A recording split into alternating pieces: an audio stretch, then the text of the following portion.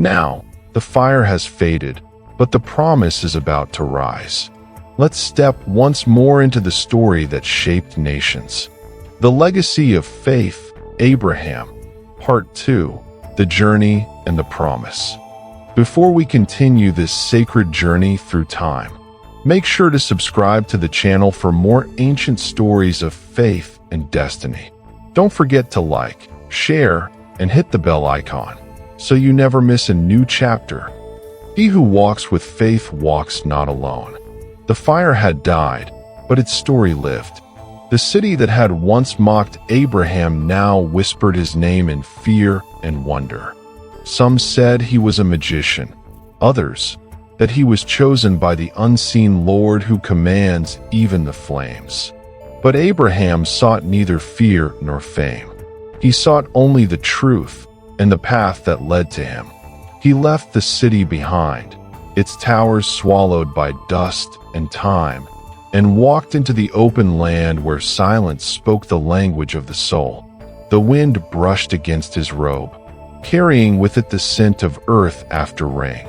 He felt no fear, for he had placed his trust in the one who said, "Leave your people, and I shall guide you to a land I will show you."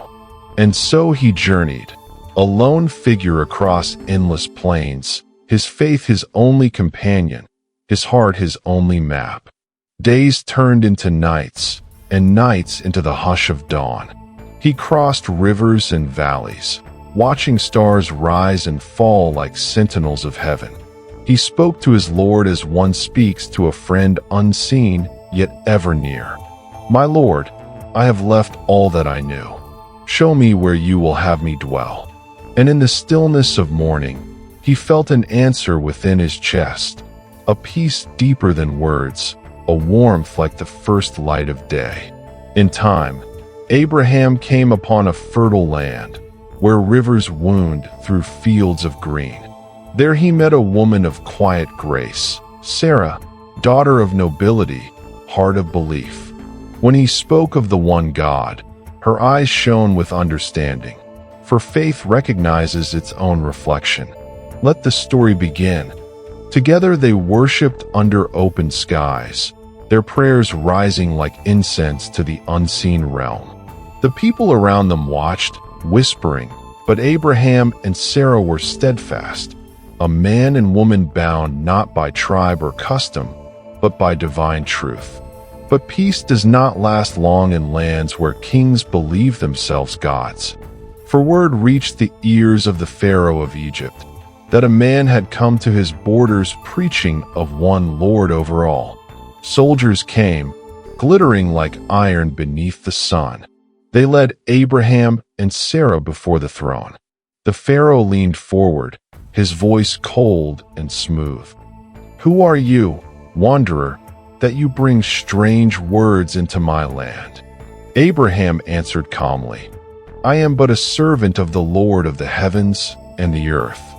The Pharaoh laughed. "Do you not see? The Nile flows at my command. The harvests bend to my will." Abraham met his gaze without fear.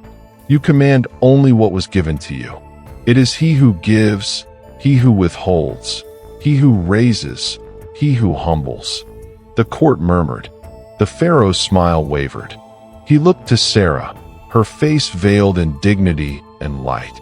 Desire and pride burned in his eyes, and in that instant, the wrath of heaven stirred.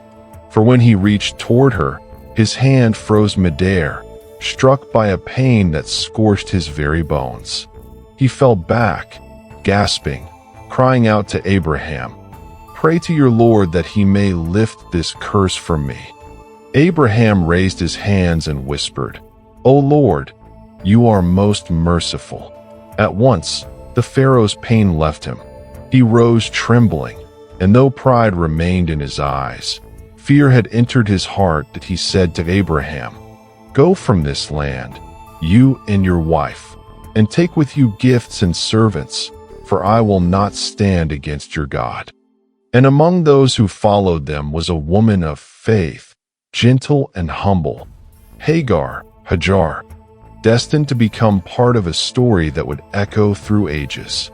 Abraham and Sarah departed from Egypt with peace upon their steps. They journeyed through deserts that rippled like waves of gold, and in the cool nights, they looked upon the stars together. Sarah would often ask, "Does the Lord speak to you still?" And he would smile softly. He speaks in every wind that moves, in every dawn that breaks after night, in every promise that lives within the waiting. Years passed, and yet one promise lingered unfulfilled, the promise of a son. Abraham had grown older, his hair silvered by time, and Sarah's womb had long been silent. One night, he sat outside his tent beneath the endless stars. He looked upon the heavens and whispered, "My Lord, you have given me honor, safety, and truth, but who shall inherit after me? I am alone, and my years are many." Then the air grew still. A soft light spread across the desert, and a voice, not of man, but of mercy, spoke within him. "Look toward the heavens, Abraham. Can you count the stars? So shall your descendants be." Tears filled his eyes. He fell upon his knees, his heart trembling with awe. "My Lord, grant me a sign, that I may know." And the voice replied, "Fear not, Abraham. I am with you, and through you shall nations rise. Walk before me, and be among the faithful." Days later, as Abraham sat beneath a tree, 3 strangers approached from the horizon. They were travelers, or so they seemed, clothed in simple garments, their faces radiant with serenity. He rose and greeted them with warmth, offering them water and bread, for he was a man of hospitality and grace. When they sat, one of them spoke surprised face. "Abraham, the Lord has sent us with tidings." Abraham's eyes widened. "Tidings? Behold," the man said, "your wife Sarah shall bear a son." Sarah, who was standing behind the curtain of the tent, laughed softly, a laugh of disbelief and wonder. "Shall I bear a child when I am old, and my husband is aged?" The messenger's voice was gentle yet firm. "Do you marvel at the decree of God? His mercy and his power have no bounds." And Sarah felt her heart quake, not with doubt, but with awe. She placed her hand upon her chest and whispered, "Verily, he is the most kind, the most wise." That night, the heavens blazed with stars. Abraham stood beneath them, his hands raised high, and his voice carried across the silent earth, "O my Lord, bless me and my household. Let my offspring walk in your remembrance. For whoever turns to you in faith is never forsaken." And the Lord answered, "We have chosen you, O Abraham, and placed upon you the covenant of faith. From you shall come nations and prophets, and peace shall be upon those who follow your way." So the promise was set, not merely of a child, but of a legacy, for faith had taken root, and through that faith, the world would never be the same again. Abraham lifted his eyes to the dawn. The horizon burned with light, and in his heart, he heard the whisper of eternity. Trust, for what is promised is already written. Into part 2, the journey and the promise. And so the promise was made, a covenant written among the stars. But every promise is tested, and every faith must prove its strength. Join us next in part 3, the trial and the sacrifice, where destiny and devotion meet upon the mountain of surrender.